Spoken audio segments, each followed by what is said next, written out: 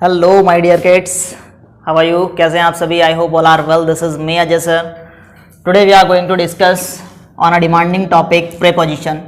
आज हम लोग बात करने वाले हैं प्रेपोजिशन की कि प्रेपोजिशन होता क्या है, और बहुत सारे इससे रिलेटेड डाउट्स आज हम लोग क्लियर करने वाले हैं। ठीक है, मैं आपको जो प्रेपोजिशन पढ़ाऊंगा मैं इस तरीके से नहीं पढ़ाऊंगा कि प्रेपोजिशन होता क्या है। प्रेपोजिशन के साथ साथ हम उसके कॉन्सेप्ट को जानेंगे कि प्रेपोजिशन को हम यूज़ कैसे करते हैं, और बहुत सारे वर्ड्स ऐसे हैं जो कि हमारे बहुत ज़्यादा डाउटफुल रहते हैं, जिनमें बहुत ज़्यादा कन्फ्यूज़न रहता है कि इनको हम यूज़ करें तो करें कैसे, कहाँ पर इनका यूज़ होगा कहाँ नहीं होगा। जैसे एट और इनका कॉन्सेप्ट है, ऑन हो गया आपका, अपॉन हो गया, ठीक है। और इसके अलावा जो है कि on, upon, over, under, beneath, बहुत सारी चीज़ें ऐसे जो सिमिलर है ना, अमंग, अमंगस्ट। और इसके अलावा आपका बिटवीन, आप देखेंगे कि बिटवीन है, बिटवीन के साथ आपका अमंग है, और साथ ही में आपका अमंगस्ट है, और साथ ही इसके साथ साथ आप कहीं पे जो है कि एमिड यूज़ कर देते हैं, तो कहीं पे जो है कि आप एमिड्स यूज़ कर देते हैं, है ना। आप अब ये ऑन का भी आप अलग अलग तरीके से यूज़ कर सकते हैं, अपॉन का अलग तरीके से यूज़ कर सकते हैं, इनका कब यूज़ करना है, इनटू का कब यूज़ करना है, एट का कब यूज़ करना है। बहुत सारे कन्फ्यूजन्स हैं। जनरली मैं प्रीपोजिशन की आपको डेफिनेशन नहीं लिखवाने वाला, मैं आपको बताने वाला हूँ कि प्रीपोजिशन होता क्या है। ठीक है, ठीक, तो आपको इसे समझना है बिल्कुल बेहतरीन तरीके से, तो आप बने रहेंगे मेरे साथ। वीडियो थोड़ा सा लंबा जरूर हो जाएगा, लेकिन आपका कॉन्सेप्ट आज इसमें क्लियर होने वाला है। ठीक है, तो देखिए प्रेपोजिशन की अगर हम शुरुआत करें कि प्रेपोजिशन होता क्या है, तो प्रेपोजिशन को पहले हम इसको 2 वर्ड्स में डिवाइड कर लेते हैं, एक प्री, आपका एक पोजिशन। ठीक है, तो प्री और पोजीशन जो 2 वर्ड से ये मिलकर के बना है, तो प्री मीन्स जनरली आपका होता है पहले, ठीक है, प्री मीन्स पहले, और पोजीशन आप कह सकते हैं प्लेस या स्थान, है ना, प्लेस या आप स्थान इसे कह सकते हैं प्रीपोजिशन। तो अब प्रीपोजिशन क्या है? प्रीपोजिशन कोई भी, पहले आप हिंदी में समझ लेंगे, उसके बाद मैं इसको इंग्लिश में डिफाइन कर देता हूँ। प्रीपोजिशन एक ऐसा वर्ड है जो क्या होता है, किसी भी नाउन या प्रोनाउन से पहले आता है जनरली। ठीक है, जनरली कह रहा हूं मैं, ये नहीं कह रहा हूं कि हमेशा। ठीक है, ऑलवेज आप ये नहीं कह सकते हैं, ऑलवेज जो है कि ये ऑलवेज नहीं। ठीक है, जनरली क्या होता है, ये नाउन या प्रोनाउन से पहले आता है, और नाउन या प्रोनाउन से पहले आकर के उस नाउन या प्रोनाउन का रिलेशन सेंटेंस के दूसरे पार्ट से, सेंटेंस के अदर वर्ड से बताता है। तो प्रेपोजिशन क्या है? प्रेपोजिशन एक वर्ड है, एक ऐसा वर्ड है जो प्लेस्ड है किसके, बिफोर नाउन और प्रोनाउन, नाउन या प्रोनाउन से पहले आया हुआ है। ठीक है, दैट शोज, जो कि बताता है relation of that particular noun और pronoun with other words of a sentence, जो कि नाउन या प्रोनाउन का रिलेशन सेंटेंस के बाकी पार्ट से बताता है। तो इतना बात आप समझे। क्या कहा मैंने कि प्रीपोजिशन एक ऐसा वर्ड है जो 2 वर्ड से मिलकर के बना है, प्री और पोजीशन। प्री मीन्स पहले और पोजीशन मतलब प्लेस। तो प्रीपोजिशन एक ऐसा वर्ड है जो जनरली नाउन या प्रोनाउन से पहले आता है, और नाउन या प्रोनाउन से पहले आकर के इसका रिलेशन सेंटेंस के अदर पार्ट्स के साथ बताता है। लेकिन हमेशा ऐसा नहीं होगा कि हमेशा ये नाउन से पहले आए, ऐसा बिल्कुल भी नहीं कह सकते आप। बहुत सारे केसेस में ऐसा होता है कि ये नाउन के बाद में भी आता है। ठीक है, तो ये तो आपका छोटा सा इंट्रोडक्शन था कि प्रीपोजिशन होता क्या है। अब हम लोग इसके कुछ वर्ड्स ले लेंगे और उन प्रीपोजिशंस को हम देखेंगे कि इनको हम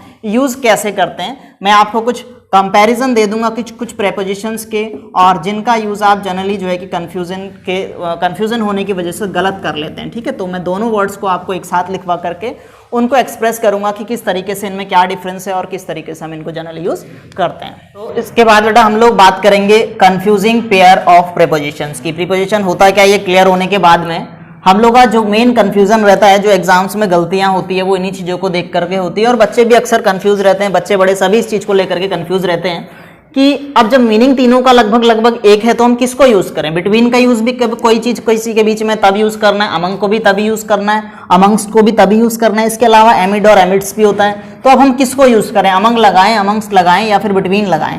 तो बता दें बेटा, ये इसी तरीके से जो हमारा कॉन्सेप्ट है, इसको अब जब हम क्लियर करेंगे तो बिटवीन हमारा क्या होगा, बिटवीन 2 के बीच के लिए, अमंग जो है कि 2 से ज़्यादा के बीच के लिए, अमंगस्ट भी 2 से ज़्यादा के बीच के लिए हम लोग यूज़ करते हैं। अगर कोई चीज़ आप किसी को डिस्ट्रीब्यूट कर रहे हैं, ठीक है, किसी को कोई चीज़ आप डिस्ट्रीब्यूट कर रहे हैं, तो अगर आप 2 के बीच कर रहे हैं तो आप उसे बोलेंगे बिटवीन। अगर आप 2 से ज़्यादा के बीच यूज़ कर रहे हैं तो आप उसके लिए यूज़ करेंगे अमंग या अमंगस्ट। इन सब का कॉन्सेप्ट इसी तरीके से कंफ्यूजन है। अक्रॉस मींस भी किसी चीज के आर पार के लिए भी यूज होता है ना। थ्रो भी किसी चीज से आर पार के लिए यूज होता है। इनटू या इन मींस दोनों का मींस लगभग लगभग में होता है। बिफोर, इन फ्रंट ऑफ, है ना, सामने होता है इसका मींस भी किसी के सामने। और बिसाइड हो गया आपका, बिसाइड्स हो गया। इसी तरीके से सबका अलग अलग जो है कि आपका लगभग लगभग मीनिंग और जो आपका देखने में ये वर्ड्स हैं सिमिलर, लगभग लगभग ऐसा लगता है कि इनका यूज लगभग लगभग एक जैसा। अब ये वर्ड आपका ओनली एस लगने से बिल्कुल इसका सेंस अलग हो गया, है ना। ऐसे ही जो है कि आपका ऑन, अपॉन, आप कहाँ, अब दोनों का मतलब लगभग लगभग बहुत सौ को यही नहीं पता कि जो है कि आपका इसका मीनिंग क्या होता है, अपॉन का मीनिंग क्या होता है, या जो है कि हमें कहाँ पर यूज करना है इसको। इन का कब यूज होगा, विद इन कब यूज होगा, इन और एट दोनों एक साथ किस तरीके से कैसे यूज होंगे। एक साथ तो नहीं, मतलब जनरली कंफ्यूजन कभी कभी ऐसा होता है कि जहां एट लगाना होता है हम इन लगा देते हैं, इन लगाना होता है एट लगा देते हैं। फॉर और सिंस का यूज कैसे होता है, कब होता है। इसी तरीके से ओवर का यूज कब होता है ना। और इसी तरीके से बाय और विद का यूज में बहुत ज्यादा मिस्टेक हो जाता है। इन स्पाइट ऑफ और डिस्पाइट के साथ भी हम क्या लगा देते हैं, जनरली ऑफ लगा करके जो एरर आती है बड़े अच्छे अच्छे कंपटीशन में जो है कि अच्छे जो है कि ग्रामर करने वाले इस एरर को कर जाते हैं कि इन स्पाइट ऑफ के साथ साथ डिस्पाइट ऑफ जो है कि आपको क्वेश्चन में दे देगा और आप इस पर एरर नहीं ढूंढ पाएंगे कि एरर क्या है। दोनों का मतलब जो है कि लगभग लगभग सेम है, लेकिन जो इसमें बस इतना है कि एरर ऑफ लगा करके एग्जामिनर आपको दे देगा और आप उसमें एरर फाइंड नहीं कर पाएंगे क्या है।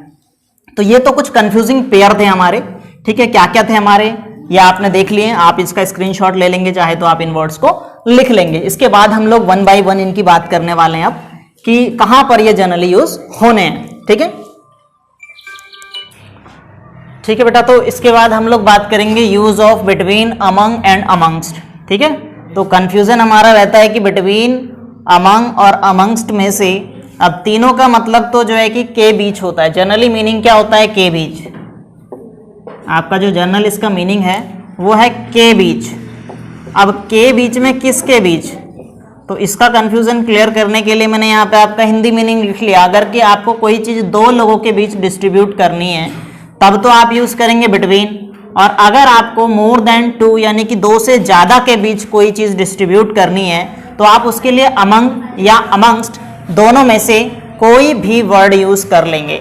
लेकिन फिर बात यह आती है कि जब दोनों में से कोई भी वर्ड यूज कर लेंगे तो किसको यूज करेंगे, अमंग यूज करेंगे, अमंगस्ट यूज करेंगे।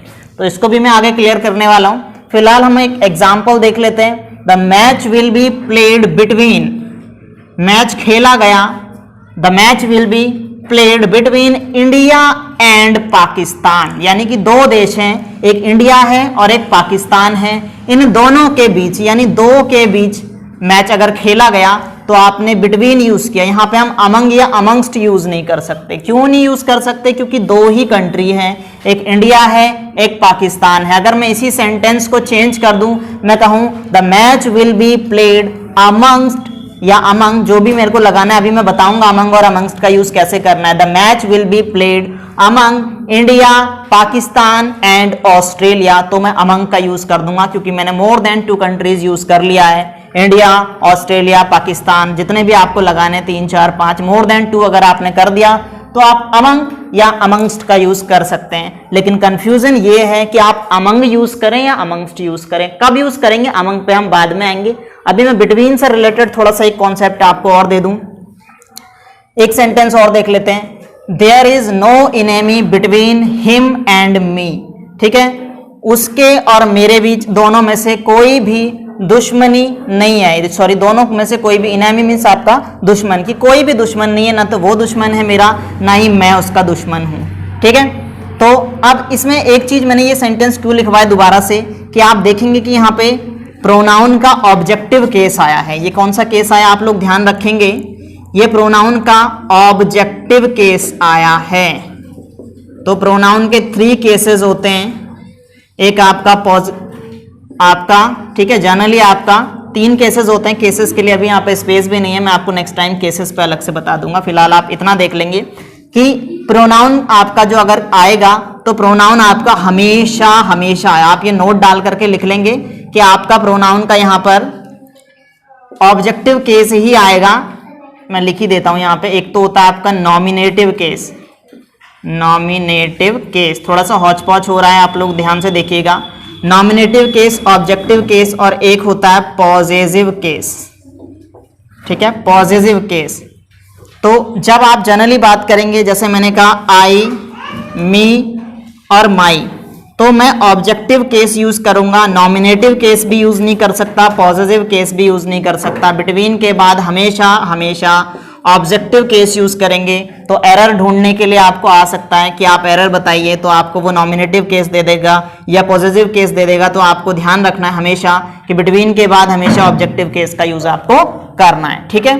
एक चीज और बता देते हैं कि बिटवीन के साथ आपको एंड का यूज करना है। देखेंगे आप एंड लगा हुआ है, बिटवीन इंडिया एंड पाकिस्तान, ठीक है, तो एंड का यूज रहेगा, एक बात। दूसरी बात कि हमेशा क्या रहेगा आपका बिटवीन के बाद ऑब्जेक्टिव केस रहेगा। और पहली मोस्ट इंपॉर्टेंट बात क्या है कि बिटवीन का यूज हमेशा दो के बीच यूज होता है। तो आप आई होप बिटवीन का कॉन्सेप्ट समझ चुके होंगे कि बिटवीन का यूज जनरली है क्या, ठीक है।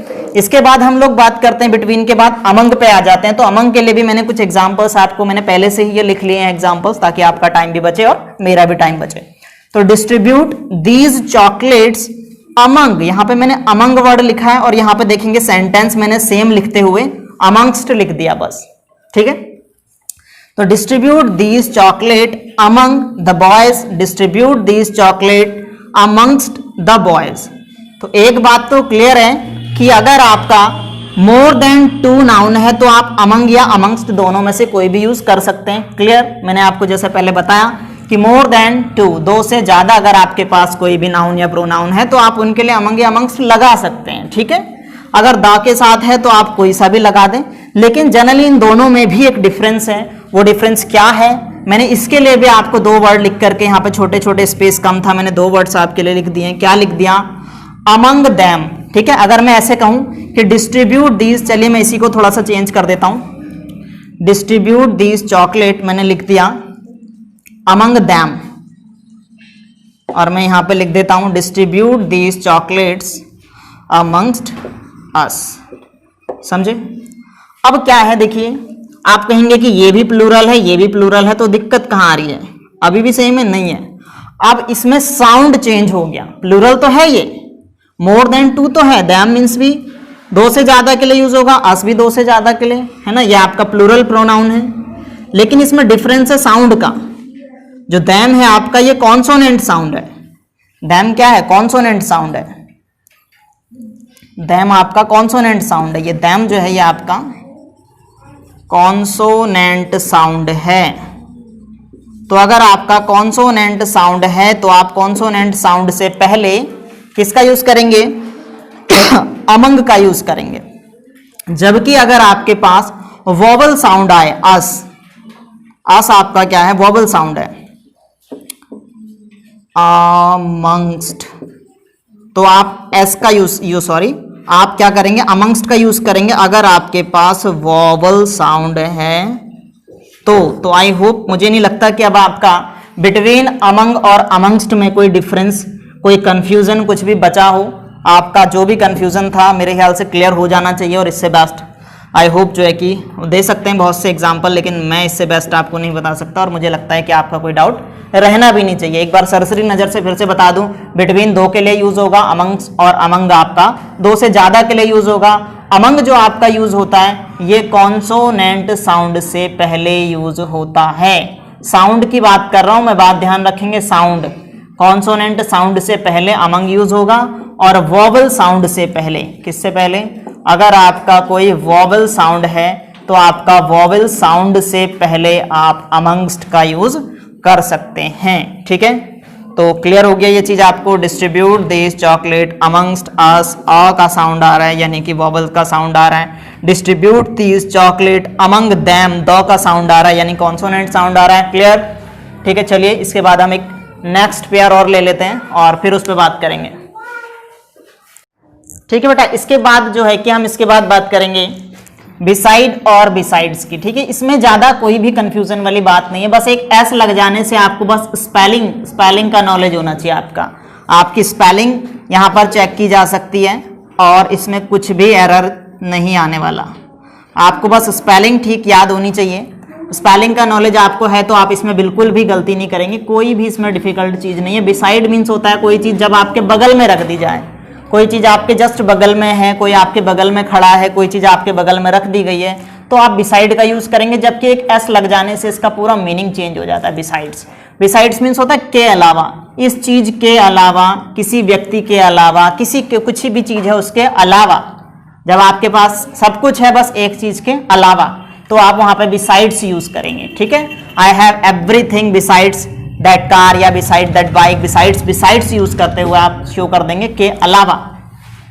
जैसे एक एग्जाम्पल लिखा है मैंने, put these books beside me.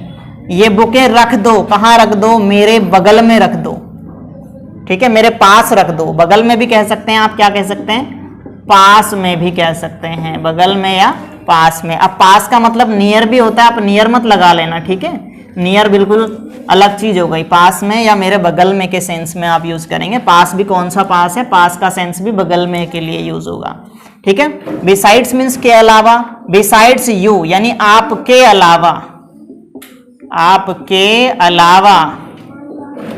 ठीक है, बिसाइड्स यू, सॉरी मैंने बिसाइड ही लिखा है, besides you all were present there. आपके अलावा वहां सभी मौजूद थे, आपके अलावा वहां सभी मौजूद थे, बस एक आप ही एब्सेंट रह गए। आपके अलावा वहां सभी मौजूद थे। ठीक है, बस आप ही एब्सेंट थे। तो बस इतनी सी बात है, इसमें स्पेलिंग का सारा खेल है बिसाइड और बिसाइड्स में।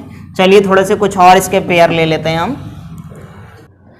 चलिए इसके बाद हम लोग एक सेट और ले लेते हैं। वीडियो थोड़ा सा लंबा रहेगा, देखिए आपको पेशेंस बना के रखना है। मैं बहुत सारी आपको डीप बातें बताने वाला हूँ। ठीक है, तो देखिए एक्रॉस और थ्रू, ये भी दोनों वर्ड्स आपको बड़ा कंफ्यूजन करते हैं। एक्रॉस के भी बहुत सारे सेंसेस निकल के आते हैं और थ्रू के भी बहुत सारे सेंस, बहुत सारे मीनिंग निकल करके आते हैं। बड़ा कंफ्यूजन रहता है कि कहाँ पर हम क्या यूज कर रहे हैं, एक्रॉस यूज करें, थ्रू यूज करें, यूज कर दिया तो वो सही है या गलत है। मैं अभी इस वाले आपको इस कॉन्सेप्ट पे बिल्कुल क्लियर करने वाला हूँ कि आपका एक्रॉस और थ्रू जो आपने यूज किया है वो सही है या गलत है और कहाँ पे आपको यूज करना है। तो पहले तो हम जनरली सबसे पहले हमें मीनिंग पता होना चाहिए कि क्या होता है। तो एक्रॉस का मीनिंग है एक तरफ से जब आप दूसरी तरफ को जाते हैं, यानी कि आप सीधी डायरेक्शन में, चाहे आप यहाँ से यहाँ जा रहे हैं या फिर आप यहाँ से यहाँ जा रहे हैं, तो आप यूज करेंगे एक्रॉस का। ठीक है, इसके अलावा क्या है? उस पार, जब कोई चीज क्या है आपके अपोजिट डायरेक्शन में है, आपको वो शो करनी है, तो भी आप यूज कर सकते हैं एक्रॉस का। ठीक है, इसके बाद जब कोई चीज आपके, कोई आपका सपोज दैट ये सड़क है और इस सड़क के यहाँ पर भी और यहाँ पर भी दोनों तरफ कोई चीज है, तो इस सेंस में भी आप एक्रॉस का यूज कर सकते हैं। कैसे कर सकते हैं वो अभी आप सेंटेंस से बिल्कुल अच्छे से समझ जाएंगे। उसके बाद जो थ्रू है, थ्रू का मीनिंग जनरली जो आपका मीनिंग ज्यादातर जो यूज होता है वो के जरिए, किसी चीज के जरिए, किसी व्यक्ति के जरिए, और इसके अलावा आप किसी चीज से जब गुजरते हैं तो उसके सेंस में भी आपको इसका यूज करना होता है। तो दो तरीके से हम जो है कि थ्रू का यूज कर लेते हैं। कैसे कर लेते हैं? अच्छा, एक वर्ड इसके साथ मैंने और ऐड कर दिया, कम अक्रॉस। ठीक है, कम अक्रॉस का जो मीनिंग है आपका ये है, जब सडनली आपकी किसी से मुलाकात हो जाती है तो उस वर्ड के लिए हम यूज कर देते हैं कम अक्रॉस, जिसको हम क्या कहेंगे? Sudden meet. अचानक से आपकी किसी से मुलाकात हो जाना, जब आप सडन किसी से मीट कर लेते हैं, that is called come across. ठीक है, ये आपका क्या है? Come across. तो ये वर्ड आपका कम अक्रॉस यूज होगा, सडन मीट जब आप किसी से कर लेते हैं। कैसे कर लेते हैं? एक एग्जाम्पल से देख लेते हैं, हम सभी के एग्जाम्पल देखेंगे। ही is waiting for me across the road. वो मेरा इंतजार कर रहा है across the road. Across the road मतलब आप जो है कि रोड के इस तरफ बैठे हैं और वो बेचारा रोड के उस पार खड़ा होकर के आपका इंतजार कर रहे हैं कि कब आप रोड क्रॉस करके उसके पास जाओगे। तो इट इज, यहाँ पर जो आपका यूज है इसका मतलब क्या है कि वो सड़क के उस पार है। ठीक है, एक तरफ से दूसरी तरफ नहीं है, यहाँ पर क्या है? उस पार, सड़क के कोई दूसरी तरफ। He is waiting for me across the road, और रोड के पार आपका वेट कर रहा है। We have planted the trees. हमने पेड़ लगा दिए। कहाँ लगा दिए? अक्रॉस द रोड, रोड के दोनों तरफ। यहाँ पर भी पेड़ लगा दिए और यहाँ पर भी पेड़ लगा दिए। ठीक है, उसके बाद when I was going to college, जब मैं कॉलेज जा रहा था तो तब सडनली क्या हुआ? I suddenly came across with my childhood friend. अच्छा, इसमें आपके लिए मैं यहीं पर एक क्वेश्चन भी लेकर के आया हूं जो कि आपका एग्जाम में अगर इससे क्वेश्चन पूछा जाएगा तो बिल्कुल ऐसा ही पूछा जाएगा। आप मुझे इसमें एरर फाइंड करके बताइए, 5 सेकंड आपके पास है कि इसमें क्या एरर हो सकती है। इसके बीच में कुछ एरर है, देखिए सेंटेंस के बीच में, तो क्या एरर है देखिए एक बार सेंटेंस को।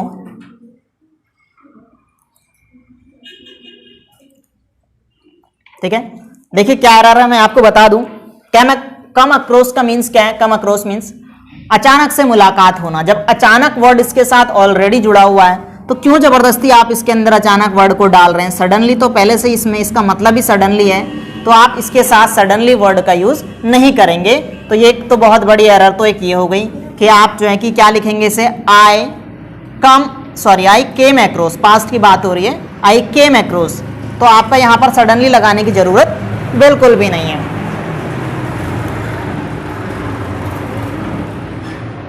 इसके बाद हम लोग आगे देख लेते हैं, came across with my childhood friend, यानी कि मैं अपने चाइल्डहुड फ्रेंड से मिला, तो यहां पर विद भी लगाने की जरूरत नहीं है। तो इससे हम एक बात समझे कि अगर आपके पास कभी एक वर्ड कम अक्रॉस या फिर आपको केम अक्रॉस कुछ भी ये वर्ड दे देता है, तो आपको कम अक्रॉस के साथ क्या करना है? कम अक्रॉस के साथ आपको कभी भी विद का यूज नहीं करना है, सडनली का यूज नहीं करना है। इसमें एरर इसी की आएगी बस, इसके अलावा इसमें कोई एरर और नहीं आने वाली। ठीक है, इसके बाद अगला सेंटेंस आ जाता है आपका, सम बैंक्स अलाउ यू टू पे योर बिल थ्रू इंटरनेट।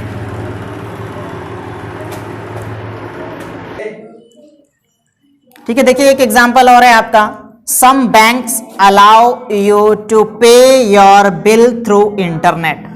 कुछ बैंक आपको क्या करते हैं? अलाउ करते हैं। क्या अलाउ करते हैं? कि आप पे कर सकते हैं अपने बिल थ्रू इंटरनेट, यानी इंटरनेट के जरिए। यहां पर क्या सेंस है इसका? के जरिए, कि कुछ बैंक आपको इंटरनेट के जरिए बिल पे करने का परमिशन देते हैं। जबकि एक एग्जांपल आप और देख लेंगे कि the train passed through a tunnel, tunnel से गुजरी। ट्रेन कहां से गुजरी? एक टनल से गुजरी। ये क्या है? से गुजरकर। तो ये आपका दो सेंस में यूज हो जाएगा थ्रू, एक के जरिए और एक से गुजरकर। अब मैं आपको एक डायग्राम के थ्रू भी से थोड़ा सा बता देता हूं, मैं इसे हल्का से इरेज कर दूं कि जो आपका अक्रॉस यूज होगा वो जनरली कैसे यूज होता है?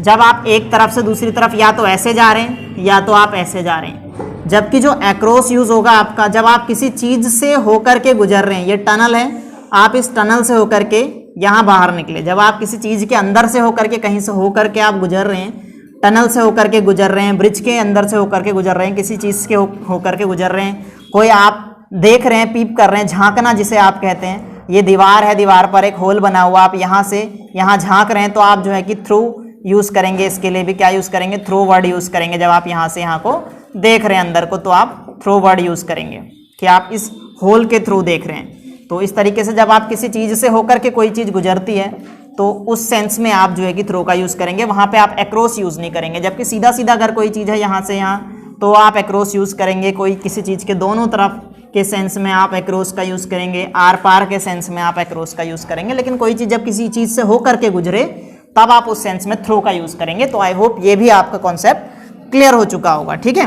इसके अलावा हम कुछ और एग्जांपल्स देख लेते हैं। इसके और भी हमारे कुछ पेयर्स हैं, उन्हें भी हम देख लेते हैं। वीडियो थोड़ा सा लंबा होगा, आपको पेशेंस बना करके रखना है। और प्रेपोजिशन इसमें मैं आपका बिल्कुल क्लियर करने वाला हूँ, इससे आपका कोई डाउट नहीं छूटने वाला है। ठीक है, कुछ रह जाएगा तो फिर हम उस पर एक और वीडियो बना लेंगे। चलिए, अपनी प्रीपोजिशन की सीरीज को आगे बढ़ाते हुए हम लोग बात करने वाले हैं 3 आपके, और ये आपके प्रेपोजिशंस आपके हैं ऑन, अपॉन एंड ओवर। ये 3 वर्ड मोस्टली ऐसे हैं जो बहुत ज़्यादा कंफ्यूज करते हैं। क्यों कंफ्यूज करते हैं? क्योंकि ऑन मीन्स के ऊपर, अपॉन मीन्स के ऊपर, ओवर मीन्स के ऊपर। तो अब कंफ्यूजन ये है कि हम यूज़ किसे करें, ऑन लगाएं, अपॉन लगाएं या ओवर लगाएं, ये दिक्कत हो जाती है। तो हम किसे लगाएं? तो इसको क्लियर करने के लिए मैं आपको डायरेक्ट ना बता करके हम कुछ एग्जांपल्स ले लेते हैं, जिन एग्जांपल्स को देखने के बाद आई होप कि आपको इसका कोई कन्फ्यूज़न नहीं रहेगा। मैं आपको एक और तरीका बताऊंगा, और ये बहुत ही बेस्ट एंड लास्ट आपका आज का हमारा ये टॉपिक होने वाला है प्रीपोजिशन। इसके बाद और बचा हुआ है लेकिन वीडियो बहुत ही ज़्यादा लेंदी हो जाएगा, इसलिए मैं बस इसमें कुछ यही पार्ट रखूँगा इसका, और नेक्स्ट पार्ट हम लोग जो है कि अगली वीडियो में देख लेंगे प्रीपोजिशन का, ठीक है। तो हम लोग बात करते हैं कि तीनों का मीन्स तो सेम है, तो हम कहाँ यूज़ करें। तो देखिए फर्स्ट एग्जाम्पल ले लेते हैं, the book is on the table, ठीक है। यहाँ पर हमने क्या ले लिया, the book is on the table. Second पे आ जाते हैं, the cat jumped upon a rat, upon आ गया, ठीक है। चलिए थर्ड है, we need a roof over our head, यहाँ भी ओवर आ गया जी। Put a blanket over the baby, यहाँ भी ओवर आ गया। तो क्या डिफरेंस है, ये कह रहा है कि the book is on the table, किताब टेबल के ऊपर है। हिंदी भी लिख देता हूँ ताकि आपको के ऊपर का सेंस क्लियर हो जाएगा। किताब मेज के ऊपर है, मेज के ऊपर है, ठीक है। बिल्ली चूहे के ऊपर कूदी, यहाँ भी के ऊपर आ गया। हमें अपने सर के ऊपर एक छत चाहिए, हमें अपने सर के ऊपर एक छत चाहिए। अगला है, बेबी के ऊपर यानी बच्चे के ऊपर, बच्चे के ऊपर कंबल, बच्चे के ऊपर कंबल डाल दो या बच्चे को कंबल उड़ा दो। अब के ऊपर के ऊपर के ऊपर के ऊपर, जब सबका मीनिंग के ऊपर है तो क्यों इतना झंझट किया है कि ऑन लगाओ, अपॉन लगाओ, ओवर लगाओ। सब में ऑन लगा दो या सब में ओवर लगा दो या सब में अपॉन लगा दो, बात खत्म है ना। लेकिन ऐसा नहीं है, तीनों का अपना अलग अलग मीनिंग है, अलग अलग कंडीशन में आप लोग इनको अप्लाई करेंगे। तो सबसे पहले हम फर्स्ट एग्जाम्पल की बात कर लेते हैं, the book is on the table. कोई बुक है, ये एक टेबल है, ठीक है, और इस टेबल के ऊपर बुक है, ये बुक रखी हुई है, ठीक है। अब जैसा भी टेबल है ये कोई बात नहीं, ठीक है। चलिए बन गया टेबल, और ये बुक थोड़ा सा फिर ऊपर आ गई, ये बुक है, टेबल के ऊपर बुक है। इसका मतलब क्या है, ये बुक ऊपर तो है टेबल के, लेकिन क्या है, ये टच है टेबल से, ये क्या है, टच है, और ये कहीं हिल डुल नहीं रही है। टच है और ये कहीं हिल डुल नहीं रही है। टच होने के साथ साथ क्या ज़रूरी है, ये मोशन लेस है, इसमें कोई मोशन नहीं होना चाहिए। ये क्या है, मोशन लेस है, हिल डुल नहीं रही है। चलिए दूसरे एग्जाम्पल में आ जाते हैं, the cat jumped upon a rat, cat ने रैट के ऊपर जंप मारा। तो जंप मारा के ऊपर तो है, लेकिन कैट के ऊपर जब जंप मारा तो कैट टच तो किया होगा कैट को, वो सॉरी रैट को, ठीक है। चलिए टच कर लिया। दूसरी बात क्या है, लेकिन जब टच किया तो टच करने के लिए उसकी यहाँ से यहाँ तक, जब उसने यहाँ से यहाँ जंप मारा, ये रैट है और ये कैट है, जब यहाँ को जंप मारा उसने तो क्या है, ये एक मोशन है, ये क्या है, मोशन है। तो यानी इसमें क्या है, आपका मोशन होना चाहिए, कुछ गति होनी चाहिए, कुछ स्पीड होनी चाहिए। तो जब स्पीड होगी, कोई चीज़ टच भी होगी, स्पीड भी होगी, तो आप क्या लगा देंगे, अपॉन लगा देंगे, ठीक है। बहुत ही रेयर आपको ये मिलेगा, मैं बता रहा हूँ आपको, बिल्कुल नहीं, आपको इसे अच्छी तरीके से अपने माइंड में सेट कर लेना है। आई होप कि इसके बाद जो है कि आपको दोबारा इसको समझने की ज़रूरत पड़े, याद करने की ज़रूरत पड़े इसको, ठीक है। फिर उसके बाद कह रहा है कि ओवर की बात करते हैं। अगला एग्जाम्पल लिख लेते हैं, देख लेते हैं, we need a roof over our head, हमें एक रूफ की ज़रूरत है, एक छत की ज़रूरत है अपने सर के ऊपर। तो अपने सर के ऊपर सर पे चिपका करके तो छत रखोगे नहीं ना, इसका मतलब क्या है, टच नहीं है, क्या है, नॉट टच, छत सर से टच नहीं है, ठीक। और मोशन और मोशनलेस की तो कोई बात ही नहीं है, ठीक है। कोई चीज़ आपके सर के ऊपर है से मतलब क्या है, आप छत चाहिए आपको सर के ऊपर, एक बात समझ में आ रही है। छत, हम छत के कहने का मीन्स है हम छत के नीचे हैं, हम क्या हैं, छत के नीचे हैं, यानी कि छत हमारे वर्टिकली, हमारे जो है कि ऊपर है, ये वर्टिकली है, वर्टिकल पोजीशन पे है हमसे। चलिए उसके बाद हम एक एग्जांपल और देख लेते हैं, क्या है ये, वर्टिकल पोजीशन पे है छत, हमसे क्या है, वर्टिकल पोजीशन पे है। इसके बाद क्या है, put a blanket over the baby, baby के ऊपर ब्लैंकेट डालना है। अब ये बेबी कोई सोया हुआ है, इसको ब्लैंकेट देना है, तो ब्लैंकेट क्या इसके ऊपर ऐसे तो टांगोगे नहीं। अभी रूफ तो क्या किया, रूफ तो हमारा वर्टिकल पोजीशन पे था, लेकिन अब ब्लैंकेट तो इसके ऊपर डाल दिया ना, ये ब्लैंकेट इसके टच हो गया। अभी तो हम कह रहे थे कि नॉट टच होगा, अब क्या है कि टच भी हो सकता है। कहने का मतलब ये है कि टच भी हो सकता है और टच नहीं भी हो सकता है। और पोजीशन अगर आपका टच नहीं है तो वर्टिकल होगी, टच है तो फिर तो वर्टिकल होगी नहीं। ठीक है, तो ये आपका एक छोटा सा मैंने कोशिश किया था, एक प्रयास था कि जिससे कि आप अच्छी तरीके से समझ सकें कि ये होता क्या है प्रीपोजिशन। और उम्मीद करता हूँ कि आपको पसंद भी आया होगा। और अगर आप इसी तरीके के और भी वीडियोस चाहते हैं, आप चाहते हैं कि मैं इसकी नेक्स्ट सीरीज़ भी बनाऊं, तो इसे ज़्यादा से ज़्यादा शेयर कीजिए, कमेंट कीजिए और मुझे बताइए अगर हो सकता है कि मैं इसमें कुछ और सुधार करूं, इसे और इम्प्रूव करूं, किस तरीके से मैं आपकी सीरीज़ को कंटिन्यू रख सकता हूं। तो उम्मीद करता हूं पसंद आया होगा आपको। Thank you.